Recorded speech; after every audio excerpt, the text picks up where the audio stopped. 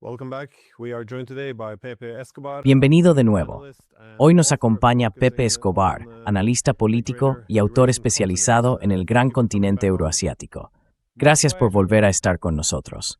Un placer, Glenn. Quería preguntarte por Irán, obviamente, mientras el mundo observa con asombro y horror lo que está ocurriendo.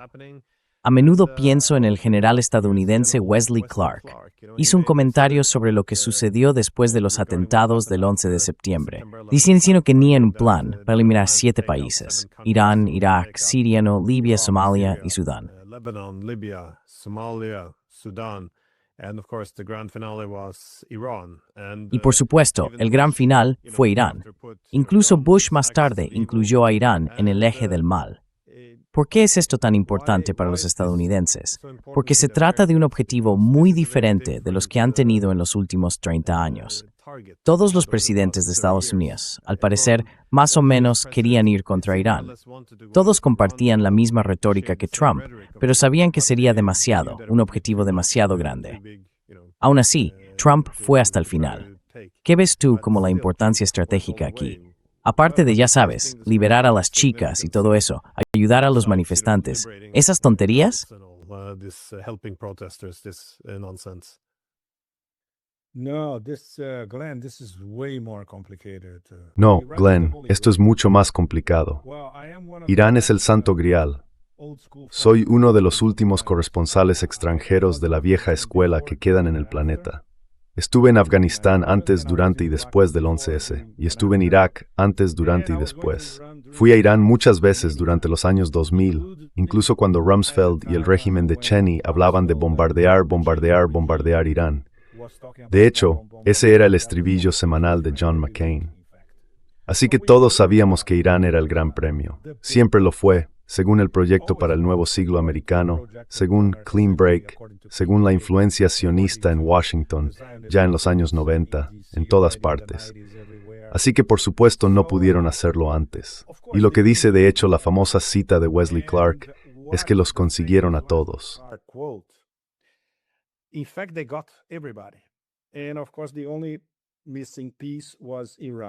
por supuesto, la única pieza que faltaba era Irán. Así que esta guerra fue planificada. Podemos decir que fue planificada desde finales de los años 90, de hecho no solo en los últimos 20 o 25 años, sino incluso antes, en el milenio anterior.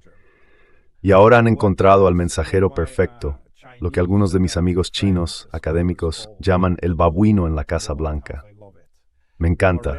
El babuino bárbaro en la Casa Blanca, totalmente controlado por los sionistas, no solo por Netanyahu, sino por el círculo que le rodea, la Alianza Sionista Internacional, especialmente la financiera, y por supuesto su círculo íntimo, las personas a las que realmente escucha, son muchos, y están ganando mucho dinero con esta guerra.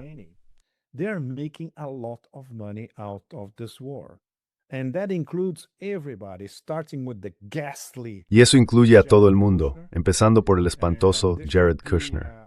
Esto debería ser una investigación en sí misma, obviamente, porque ya no existe el periodismo de investigación en Estados Unidos.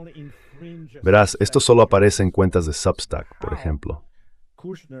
Pero ¿cómo se está beneficiando Kushner? Incluso desde que dejó la Casa Blanca, tras el Trump 1.0, cuando consiguió los primeros $2,000 millones para su fondo Affinity Partners, directamente de MBS. Básicamente, MBS le extendió un cheque a Kushner, y ahora el precio es aún mayor. Son $5,000 millones. Está recibiendo $5,000 millones de los saudíes por impulsar a Kushner. Por supuesto, el padre de Ivanka, digámoslo así, y la verdaderamente en esa pareja no es Jared Kushner, sino en realidad Ivanka.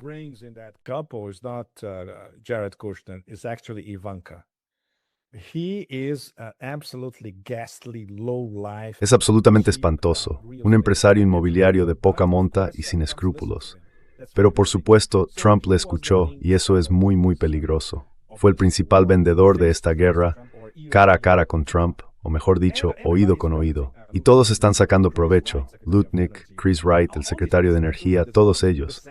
Para ellos además es un viaje gratuito en términos financieros. La visión general, por supuesto, es Eretz Israel, el gran Israel. Y eso, según ellos, avanza rápidamente si logran eliminar a la única superpotencia regional, que es Irán, el único competidor de Israel por ser la potencia número uno en toda Asia Occidental. Así que nunca hubo una planificación real más allá de eso. Pensaban que sería un golpe de decapitación y que todo terminaría en un fin de semana.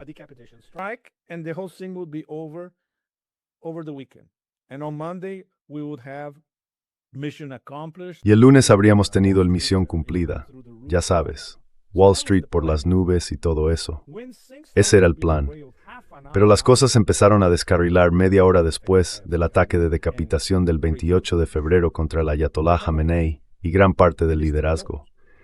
No tenían un plan B, y todavía no lo tienen.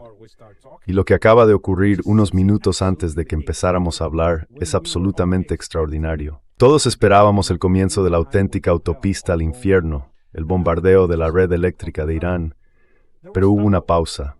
Trump volvió a echarse atrás. ¿Y por qué? Porque miró las cifras, miró los mercados, miró el oro, miró el mercado de bonos y obviamente cundió el pánico. Así que tuvo que recular.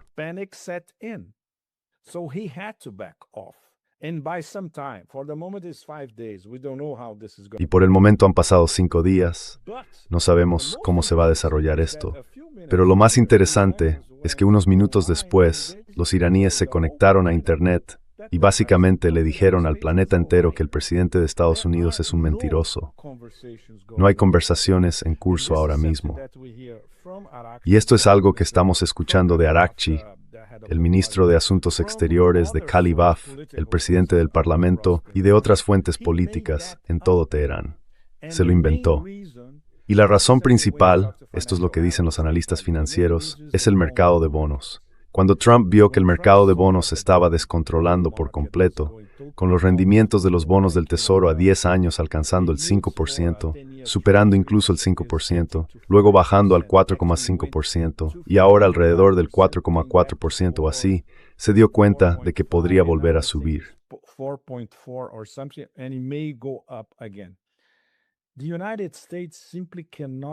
Estados Unidos simplemente no puede sobrevivir con rendimientos de bonos tan altos, así de simple. No pueden financiar nada, se derrumba financieramente. Las tasas hipotecarias en Estados Unidos están subiendo al 7% u 8%. Eso es suicida. Mucho más que el propio mercado del petróleo, el verdadero problema es la amenaza al mercado petrolero por el estrecho de Hormuz, cerrado pero no cerrado, lo cual resulta bastante interesante. De hecho, no está cerrado. Hay un peaje. Tienes que pagar el peaje para entrar. Si pagas, no hay problema. Navegas por aguas territoriales iraníes. Y ante todo, tu carga debe haberse liquidado en petroyuanes. Estos son los 3 imperativos. Si los cumples, no hay problema. Puedes cruzar. Cualquiera puede cruzar, incluidos los japoneses que se preguntan, ¿debería quedarme o debería irme?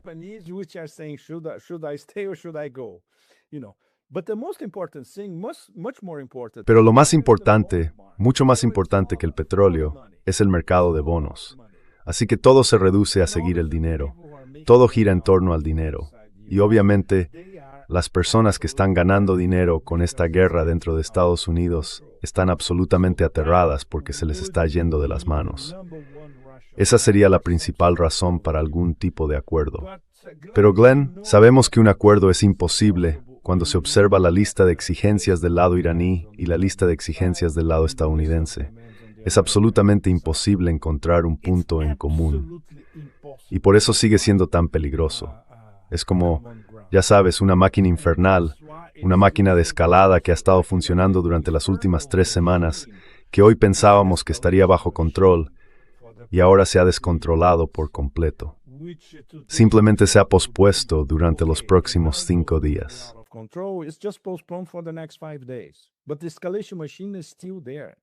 Pero la máquina de la escalada sigue ahí, y no hay salida posible, ningún desvío. Para Trump, si elige un desvío, eso significa en la práctica el fin del imperio estadounidense. Y hasta las personas con un coeficiente intelectual de 10 pueden entender eso en Estados Unidos. Al mismo tiempo, no puede cumplir las exigencias de los iraníes, y algunas de ellas son realmente duras. No más bases estadounidenses en toda Asia Occidental. El pago de reparaciones, se habla de cifras en torno a $500,000 millones, Y por supuesto continuar con sus programas nuclear y de misiles como deseen. Todo eso, desde el punto de vista estadounidense, está fuera de toda consideración. Así que sigue siendo un suspense. El desenlace debía llegar hoy. Ahora tenemos que esperar otros 5 días.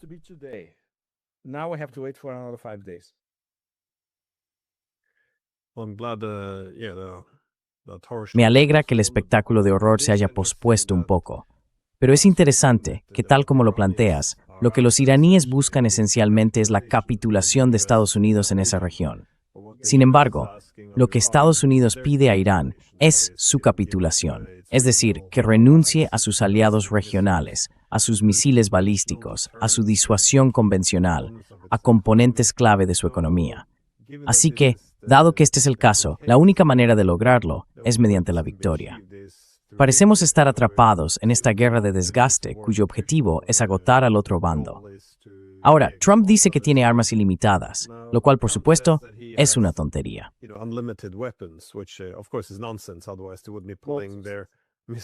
De lo contrario, no estarían retirando su defensa antimisiles de Asia.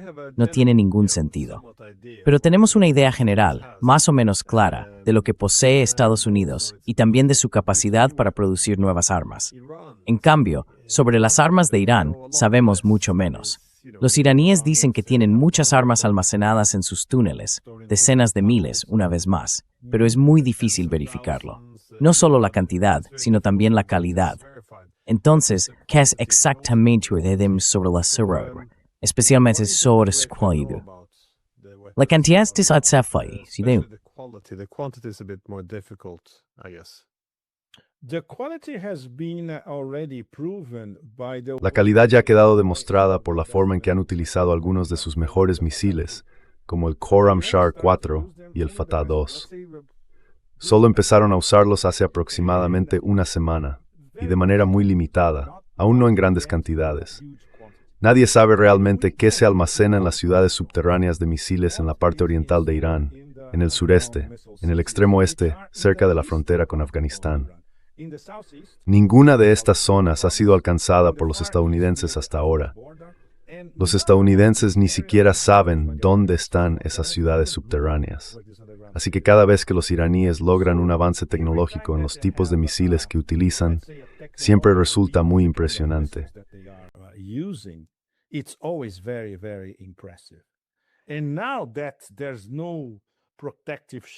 ahora que ya no hay un escudo protector sobre Israel, en la práctica, David Sling, Arrow 3, eso era la mayor parte, todo ha desaparecido. Pueden bombardear Israel como quieran, y esto forma parte de su nueva estrategia.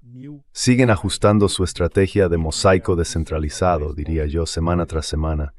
Y ahora dicen abiertamente, ahora tenemos una estrategia ofensiva. Hasta ahora era defensiva, y ahora es ofensiva. ¿Por qué? Porque saben que han agotado la capacidad de respuesta de la defensa aérea estadounidense e israelí. Así que ahora pueden elegir sus objetivos con precisión. Por ejemplo, no atacaron el reactor nuclear de Dimona. Atacaron un edificio a unos 10 kilómetros de Dimona, donde trabajaban científicos.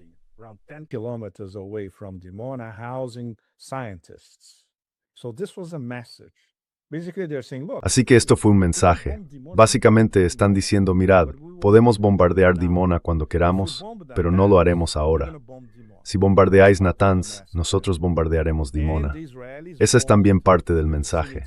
Y los israelíes ya han bombardeado las inmediaciones de Natanz, y los rusos estaban absolutamente furiosos por ello. Todavía hay muchos técnicos rusos allí. Así que la disuasión de los iraníes es gradual, y siempre presentan nuevas armas que nunca hemos visto usar en el campo de batalla. Así que podemos decir que no han mostrado todo lo que tienen, es cierto. No lo han hecho por razones obvias, porque se están preparando para una guerra larga.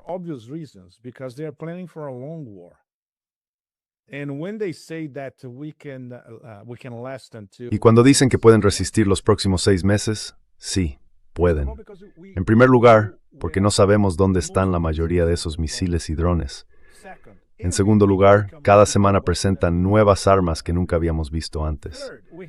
En tercer lugar, ni siquiera hemos visto con qué cuentan realmente para defender el estrecho de Hormuz y el Golfo Pérsico, suponiendo que los estadounidenses se acerquen, por decirlo así.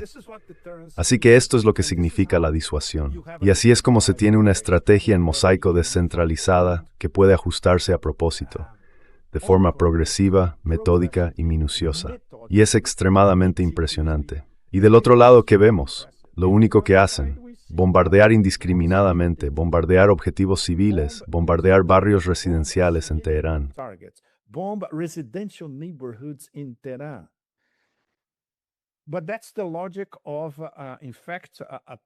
Pero esa es la lógica, o de hecho el síndrome, de los regímenes del terror entrelazados. Son dos regímenes del terror que caminan uno al lado del otro y bombardean uno al lado del otro, sin preocuparse por las vidas civiles. Nunca lo han hecho.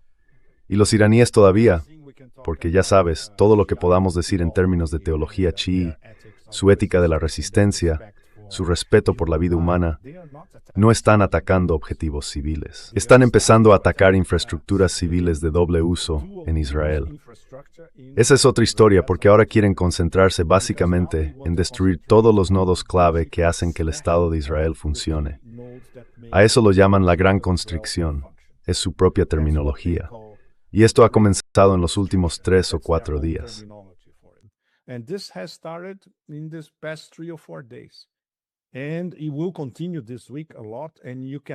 Y va a continuar mucho esta semana. Puedes contar con ello. Seguirán bombardeando las refinerías de Haifa y las instalaciones militares. Algunas de esas instalaciones están justo al lado del aeropuerto Ben Gurion, sin duda alguna. Obviamente, los israelíes no pueden admitirlo, incluso con la enorme censura que hay en Israel. Pero ahora que algunas imágenes están circulando por todas partes, cualquiera puede ver que los están machacando otra vez, igual que durante la guerra de los 12 días. Pero para ellos, simplemente no pueden coger el teléfono y volver a llamar a Trump para conseguir un alto el fuego. En primer lugar, porque nadie quiere un alto el fuego en la situación actual. Es la lógica de la escalada por ambas partes, por 3 si cuentas a Israel como un lado. Van a seguir recibiendo golpes.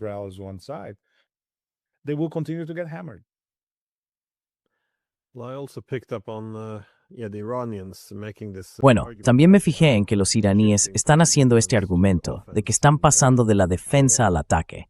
Esperaba algo similar después de que Estados Unidos e Israel gastaran gran parte de sus municiones y defensas aéreas, que los iraníes escalaran.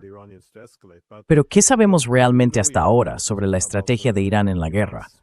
No solo sus ambiciones, sino cómo esperan lograrlas. Porque, como mencionaste, la lista de deseos de los iraníes para un acuerdo posterior a la guerra es bastante ambiciosa. No veo a los estadounidenses aceptando prácticamente nada de eso. Entonces, ¿cómo crees que van a avanzar con esto?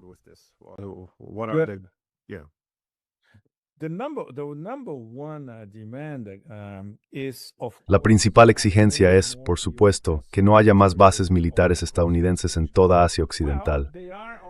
Bueno, ya están en ello, porque entre el 70% y el 80% de esas bases ya están completamente destruidas, y eso después de solo 3 semanas de guerra. Si continúa 3 semanas más, las destruirán todas, punto.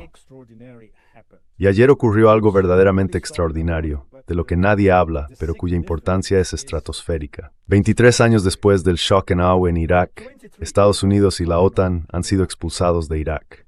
Punto. Ya no están allí. Se acabó.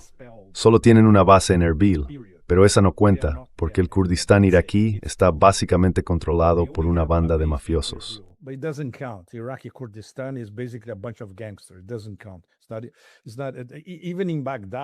No cuenta. Incluso en Bagdad miran a Kurdistán. Esos gánsteres. Pero en el propio Irak ya no hay tropas estadounidenses ni de la OTAN. Les llevó 23 años. Y al final tuvieron que aceptar un alto el fuego porque estaban siendo bombardeados sin descanso por las distintas ramas de la resistencia iraquí, Hashd al-Shaabi, Kataib Hezbollah y muchos otros grupos y milicias. Así que es posible, a largo plazo, implacable, con claridad de visión y fortaleza espiritual. Se podría decir que hay muchas variaciones de cómo funciona la resistencia. En el caso de Irán, no llevan preparándose para esta guerra 47 años. Llevan preparándose desde 2005 o 2006. Digámoslo así, unos 20 años.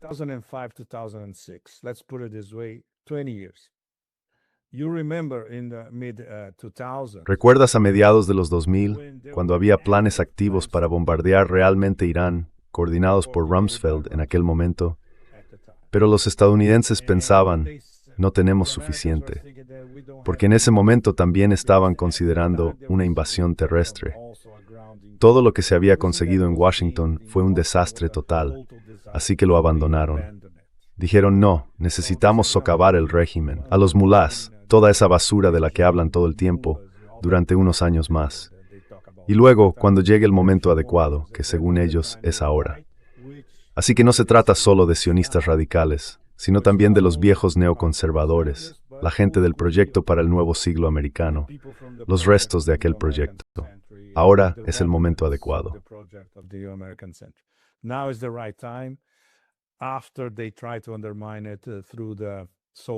Después de que intentaron socavarlo a través de las llamadas protestas, que sí hubo protestas legítimas pero fueron instrumentalizadas por fuerzas extranjeras, ha llegado el momento. Y les espera un despertar muy desagradable, porque especialmente tras el asesinato del ayatolá Jamenei, muy poca gente en Washington sabe que Mojtaba llevaba, al menos desde hacía 15 o 16 años, trabajando muy estrechamente con la cúpula de los guardianes de la revolución. Cuando estuvimos juntos en Irán el año pasado, estuve preguntando prácticamente a todo el mundo que pude sobre la relación entre Mojtaba y los guardianes de la revolución. Y todos decían que sí, que era muy estrecha. Es una especie de puente entre su padre, que tiene tantos asuntos que atender, y los guardianes de la revolución. Sabe exactamente cómo funcionan los guardianes de la revolución.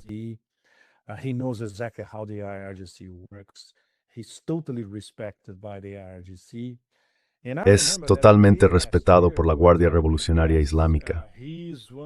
Recuerdo que en mayo del año pasado me decían que sí, que era uno de los principales candidatos a ser el próximo líder supremo.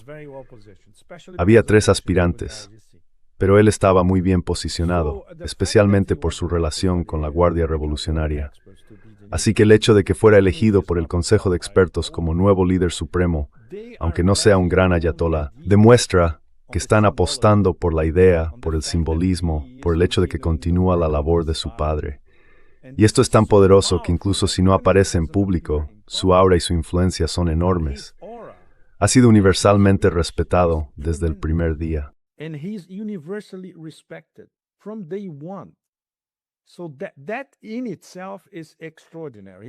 Eso en sí mismo es extraordinario. No necesita salir y dar discursos fantásticos, no, ese no es el punto.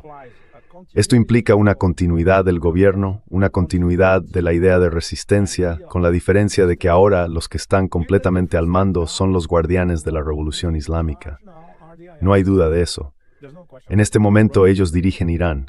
Así que obviamente la supervivencia del Estado iraní es su propia supervivencia. Es inexorable. Por eso van hasta el final.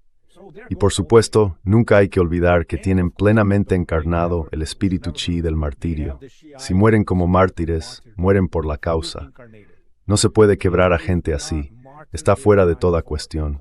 Especialmente cuando al otro lado ves a personas que apenas saben leer, que apenas pueden enlazar 2 frases seguidas.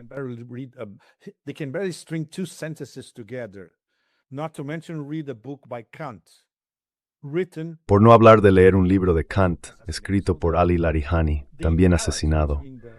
Así que el desequilibrio entre el espíritu de la barbarie por un lado y el espíritu de la cultura persa por el otro es brutal.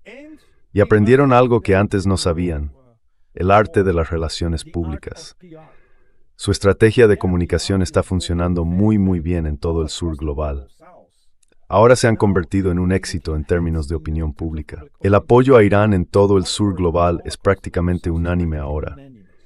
Hacer esos pequeños videos graciosos con personajes de Lego y todo eso obra milagros en términos de relaciones públicas, mostrando que tienen un poco de margen de maniobra. Uno de sus portavoces dice, Donald Trump, estás despedido. Sí, lo vi, fue absolutamente genial. Le dieron la vuelta a todo.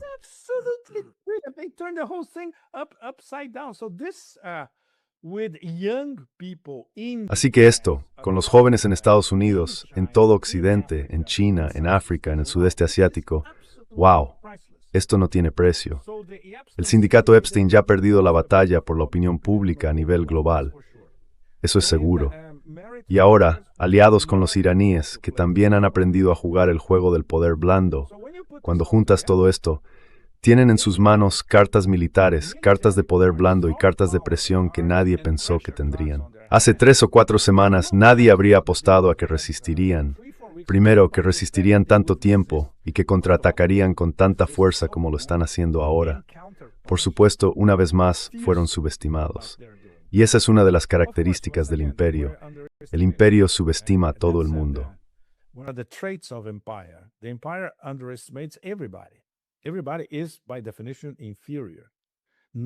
Todo el mundo es por definición inferior, sin mencionar esa secta de la muerte en Tel Aviv. Para ellos, todo el planeta es inferior. Así que forma parte de mi tesis personal que Irán está luchando por todo el sur global en esta guerra. Es mucho más que una guerra contra 3 BRICS. Y podríamos hablar mucho sobre la implosión de los BRICS en este momento. Los BRICS están ahora en coma. Me duele decirlo.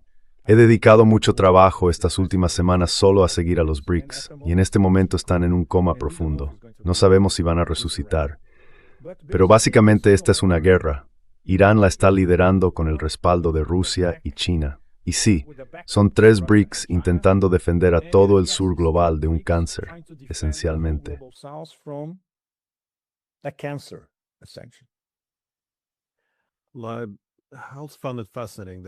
Siempre me ha resultado fascinante la imagen de Irán.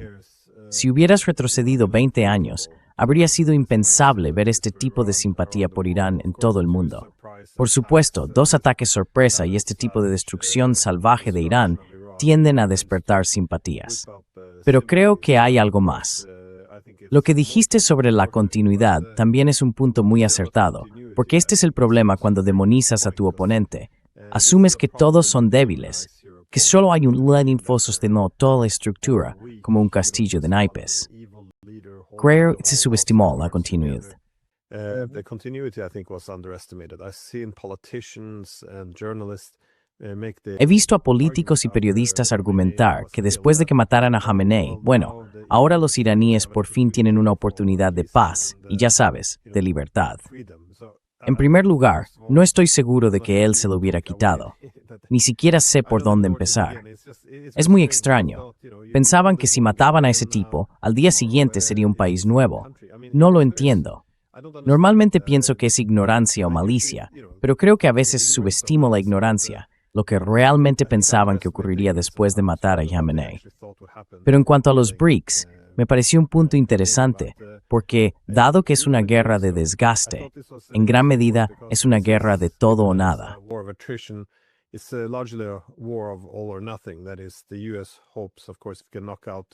Es decir, Estados Unidos espera, por supuesto, poder derrocar al gobierno iraní y quizá reemplazarlo por uno pro-estadounidense. De lo contrario, simplemente destruir Irán, balcanizarlo, lo que sea. Esto también debilitaría a Rusia y a China.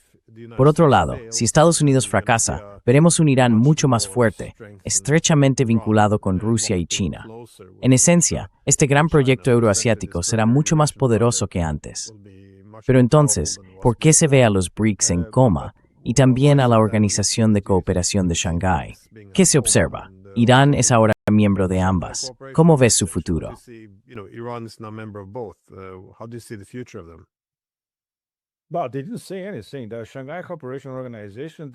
Bueno, no dijeron nada.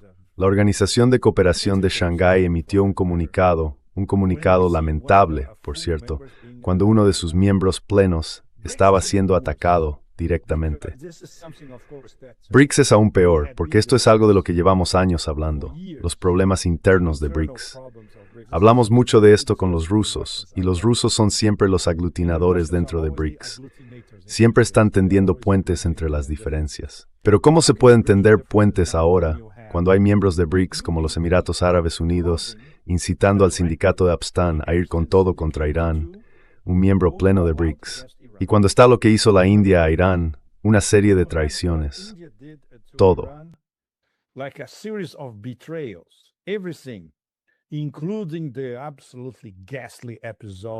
Incluido ese episodio absolutamente espantoso con el barco que fue invitado a ese programa, y que cuando salió de las aguas territoriales indias, fue torpedeado por los estadounidenses. Nadie lo sabe con certeza. Todavía se debate sin fin si los indios transmitieron la coordinación a los estadounidenses o no. Hay un enorme debate al respecto, incluso entre muchas personas bien informadas y preparadas en la India. Algunos de esos analistas y académicos allí están absolutamente horrorizados.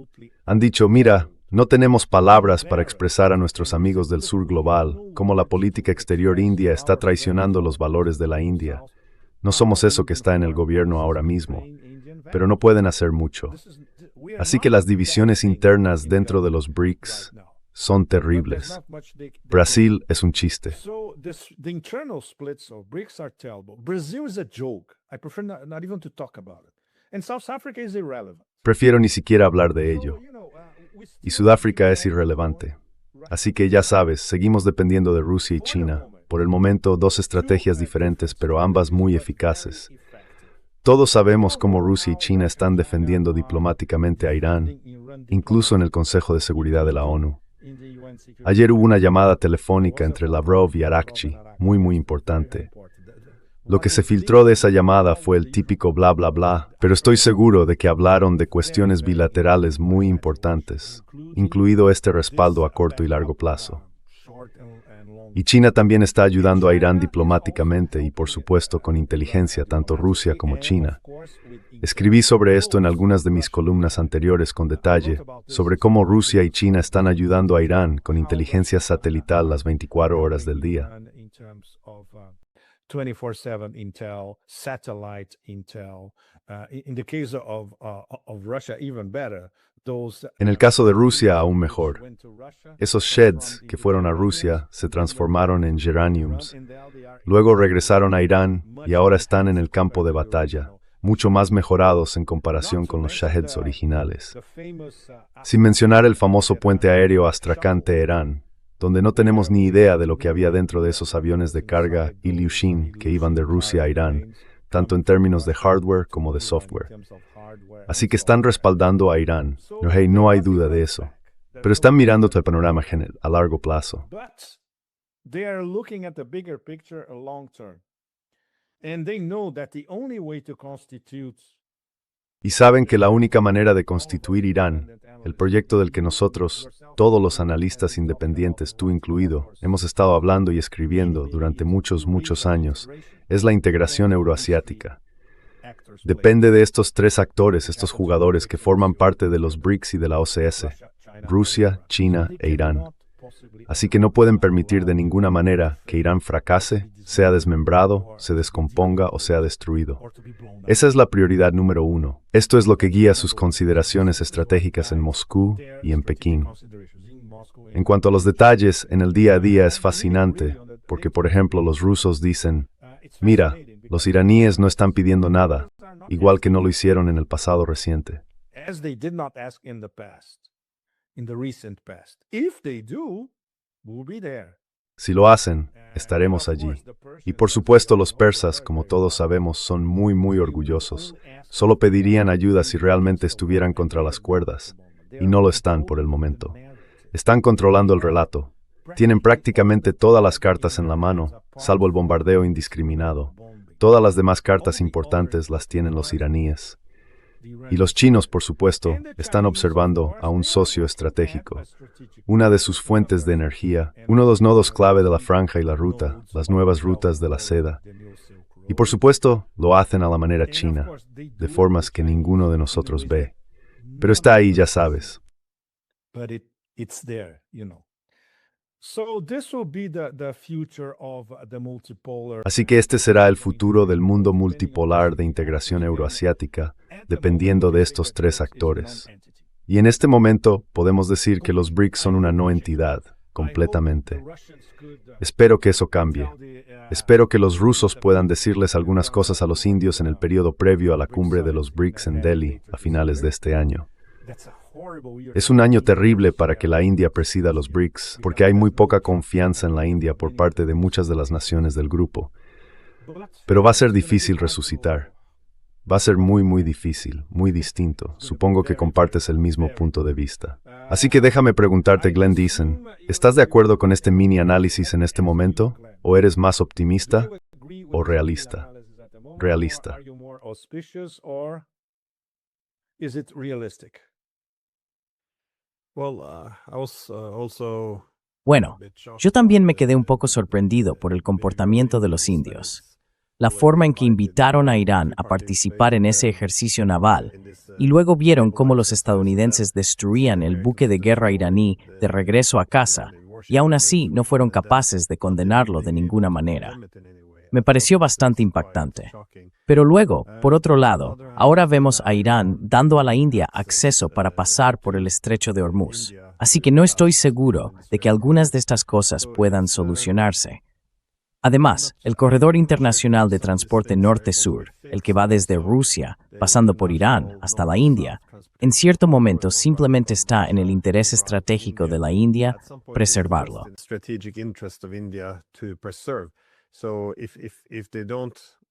Así que, si no desarrollan esto con los iraníes, no van a poder conectarse adecuadamente con los rusos, lo que significa que los rusos se inclinarían aún más hacia China.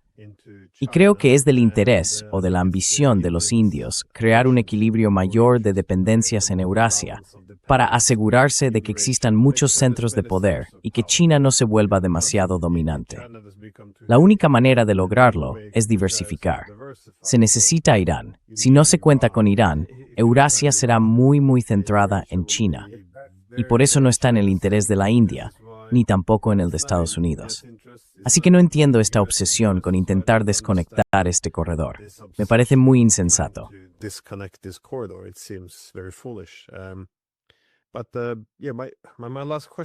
Pero mi última pregunta para usted era sobre Azerbaiyán, porque hablé con un amigo en común, el profesor Marandi, y él señalaba que es muy probable que en algún momento de esta guerra Azerbaiyán se vea arrastrado, dado que en el pasado ha estado más que indirectamente implicado en ataques contra Irán. ¿Cómo lo ve usted? ¿Cree que Irán, Azerbaiyán, se verá arrastrado? ¿Y cuáles serían las consecuencias más amplias? Porque si se observa la arquitectura energética de Eurasia, Azerbaiyán tiene este pequeño corredor energético entre Irán y Rusia. Es básicamente en lo que los europeos confían para diversificarse. Incluso ahora, no cuentan con Irán, no cuentan con Rusia, no cuentan con los estados del Golfo. Es decir, no pueden vivir sin Azerbaiyán. Así que la situación se está volviendo más delicada ahora que en el pasado.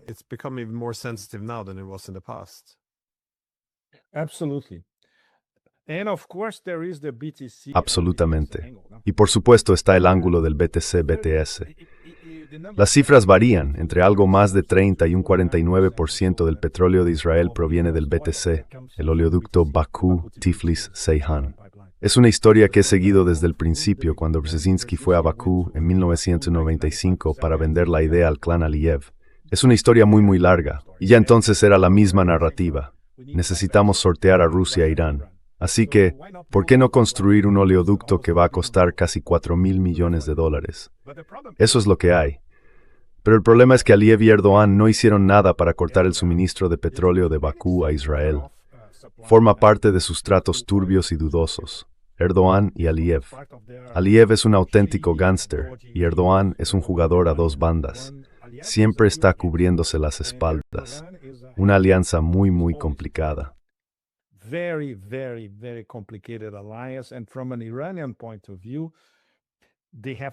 el punto de vista iraní, prestan una atención enorme a todo lo que hacen, hasta en los más mínimos detalles. Saben que no pueden antagonizar a Turquía y viceversa. Erdogan no puede antagonizar a Irán. En primer lugar están los vínculos energéticos, y además son vecinos. Y por supuesto, Turquía sigue teniendo, en el fondo de la mente de Erdogan, la idea de ser un actor clave en Eurasia. Por el momento no lo son.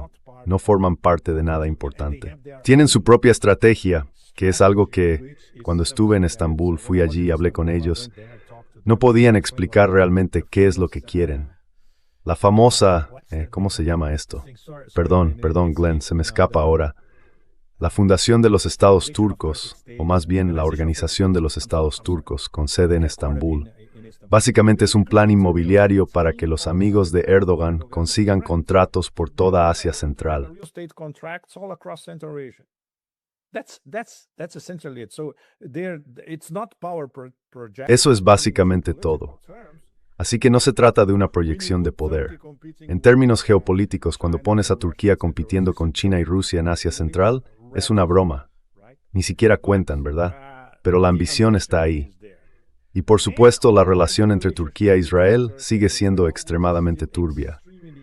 Nuestro amigo, el profesor Morandi, de hecho habla de ello todo el tiempo. Su posición es diría que está alineada con las clases dirigentes de Teherán, incluidos los analistas militares. No se puede confiar en nada que tenga que ver con Erdogan.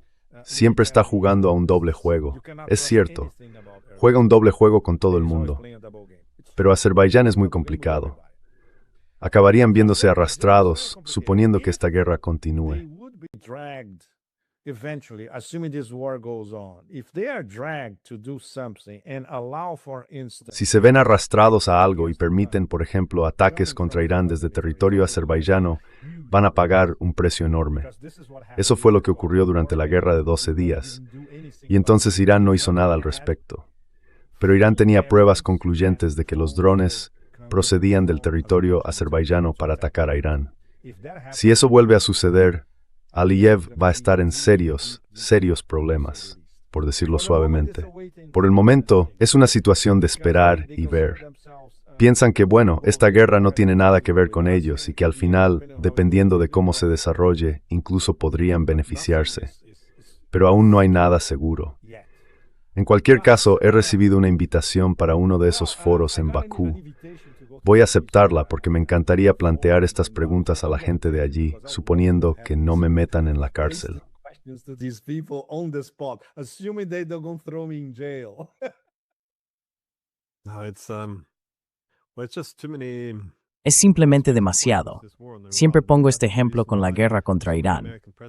Creo que la razón por la que tantos presidentes estadounidenses la evitaron es porque hay demasiadas variables inciertas, desconocidas e incontrolables, como lo que podría pasar con Azerbaiyán si se ve arrastrado al conflicto. Esto es enorme. Va a cambiar no solo el panorama euroasiático, sino también el europeo. Sí, parece una temeridad haber seguido este camino, pero creo que, para los iraníes, este es el principal error de cálculo de Estados Unidos. Que Irán no está simplemente intentando salir de esta guerra, lograr un alto el fuego y volver a la normalidad. La idea es que Irán ve este momento como una oportunidad para hacer limpieza después de décadas de sanciones, amenazas, ataques y guerras por delegación. Quiere ajustar cuentas y hacerlo en sus propios términos. Así que sí, fue una guerra fácil de iniciar, pero va a ser muy difícil de terminar, porque cuando acabe, el mundo se verá muy diferente, creo.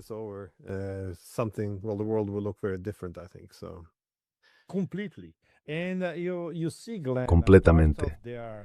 Y verás, Glenn, parte de diría que uno de los imperativos categóricos en su lista de exigencias es que no haya más sanciones. Es decir, que no haya más sanciones, punto. Lo cual es absolutamente imposible porque esas sanciones tendrían que ser abolidas por el Congreso de los Estados Unidos. Y sabemos que eso nunca ocurrirá. El pago de reparaciones, esto tampoco ocurrirá. ¿Te imaginas al imperio pagando reparaciones a Irán? Y para los iraníes, esto es una cuestión de fe. Es uno de sus 3 o 4 puntos principales, junto con la eliminación de las bases militares estadounidenses en Asia Occidental. Así que el abismo, literal, metafórico y de cualquier otro tipo, entre ambas partes es insalvable.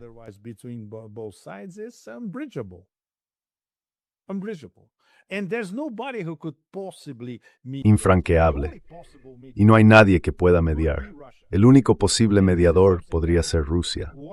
Y esto es algo que si observas lo que Ushakov no dijo sobre la llamada telefónica entre Trump y Putin, por supuesto que tocaron el tema. Putin podría haberle dicho a Trump, sí, puedo ser el mediador. Todos los actores allí nos respetan. El problema es, ¿quieren los iraníes una mediación? Por el momento, esto es lo que oímos día tras día de parte del liderazgo iraní, incluido el Ayatollah Ali Khamenei. No alto el fuego, no mediación, vamos hasta el final. Y eso es lo que lo hace tan volátil, tío. And that's what makes it so volatile, man. Yeah. Sí. Ahora, lo único que parece poder hacer Estados Unidos es ofrecer una salida, un alto el fuego, e intentar ejercer presión en esa dirección, simplemente sin escalar más. Pero una vez que se den cuenta de que Irán puede igualar su escalada, no veo a dónde va a llevar esto. Es de nuevo una guerra insensata que no debería haberse iniciado en primer lugar. Sí. En fin, Pepe, siempre es un placer verte y espero volver a verte pronto, en persona. Muchas gracias, todo lo mejor.